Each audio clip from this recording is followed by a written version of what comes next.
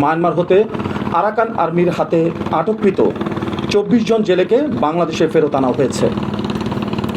বিগত 2025 সাল হতে 2026 সালের বিভিন্ন সময়ে বঙ্গোপসাগরে মাছ শিকারের উদ্দেশ্যে গমনকৃত বেশ কিছু বাংলাদেশি জেলে অনিচ্ছাকৃতভাবে বাংলাদেশের জলসীমা অতিক্রম করে মায়ানমারের জলসীমায় প্রবেশ করলে তাদেরকে মায়ানমারের আরাকান আর্মি আটক করে নিয়ে যায়। পরবর্তীতে আটককৃত জেলেদের মায়ানমারের অভ্যন্তরে সংশ্লিষ্ট সংগঠনের নিয়ন্ত্রিত স্থানে অথবা জেলখানায় সাজা দিয়ে আটক অবস্থায় রাখা হয়।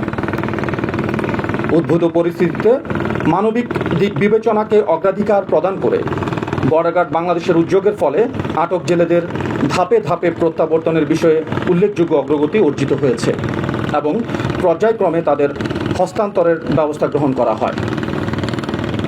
এই প্রেক্ষিতে আজ 19 আগস্ট 2026 তারিখ বিজিবির একটি প্রতিনিধি দল নাফ নদীর শূন্য লাইনে আরাকান আর্মির নিকট হতে মোট 24 জন জেলেকে গ্রহণ করে টেকনাফ জেটিঘাটে ফেরত নিয়ে আসে। ইতোমধ্যে স্থানীয় উপজেলা প্রতিনিধি ও আইন প্রয়োগকারী সংস্থার মাধ্যমে তাদের পরিচয় নিশ্চিত করার কার্যক্রম চলমান রয়েছে। বর্তমানে দেশে ফিরিয়ে আনা জেলেদের তাদের পরিবারের নিকট হস্তান্তরের কার্যক্রম প্রক্রিয়াধীন রয়েছে।